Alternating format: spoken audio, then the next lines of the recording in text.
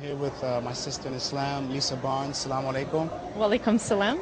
Our viewers, we're going to talk about your organization here. Yes. But our viewers always like to know from our American Muslim brothers and sisters how they came to Islam, how they became Muslim.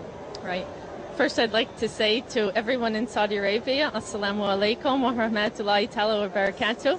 And I'd like to give a special hello to the Bakar family, to Zakaria and Abu Ali especially.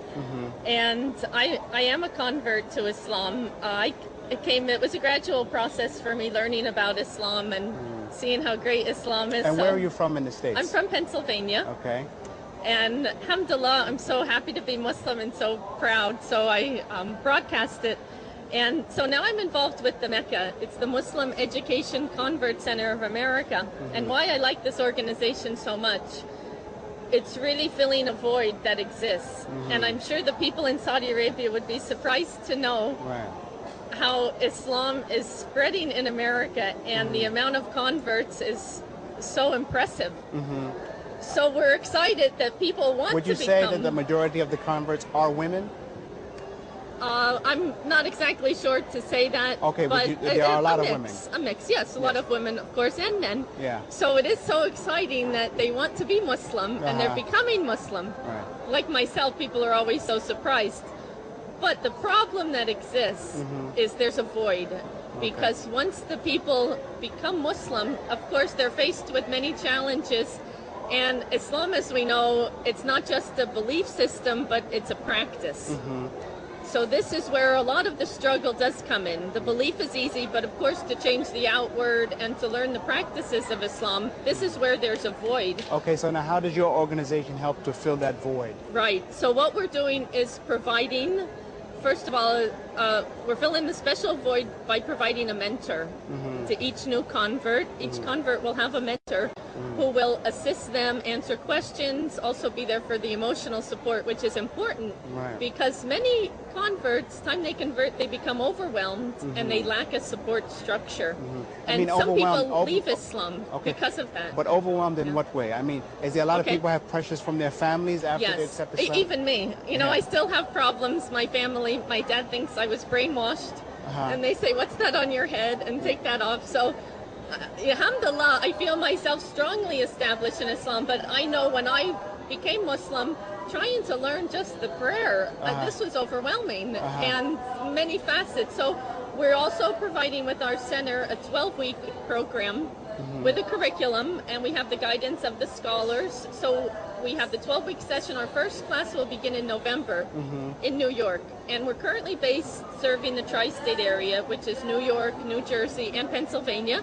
And inshallah, if we can expand. So we're providing the technical information, the Aqidah, the fiqh, fasting, prayer, to get the new Muslims started and established, and also providing the emotional support, which is a really unique facet of our organization. Right. So we're so excited. Yes, alhamdulillah. But just about Muslim women in America, what do you think are the major issues now facing Muslim women here in America? That's a good question. Of course, Muslims in general struggle with many issues.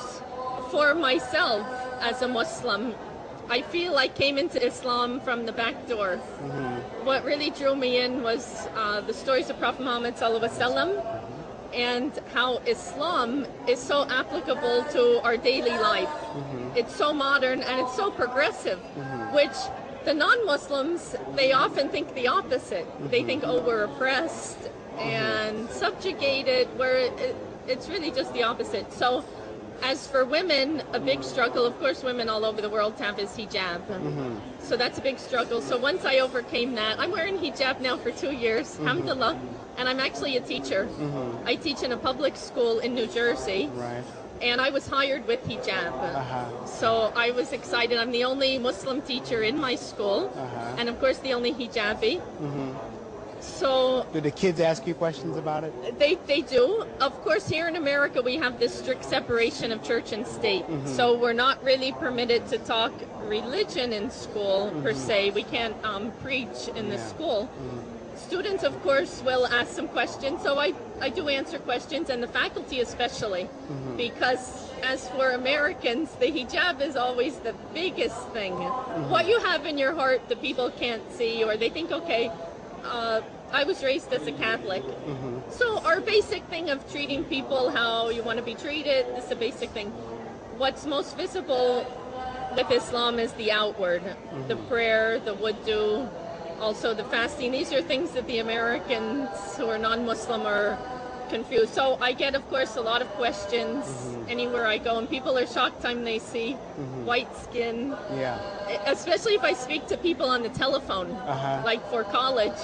So they speak to me, they see my name, Lisa Barnes, so they already formed an image in their minds of who is Lisa Barnes. And time I walk in the room, of course, you see the shock on their face.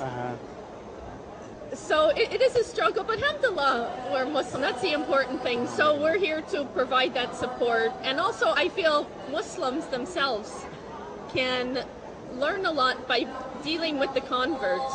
Perhaps can renew some of that excitement within them about being Muslim. Alhamdulillah. Well, Sister Lisa, thank you very much for your time. Inshallah, Allah increase you in your efforts to fill that void that the Muslims have after coming to Islam. Assalamu alaikum. And salam to everyone in Saudi Arabia, and inshallah, I'll come there again someday. Thank you.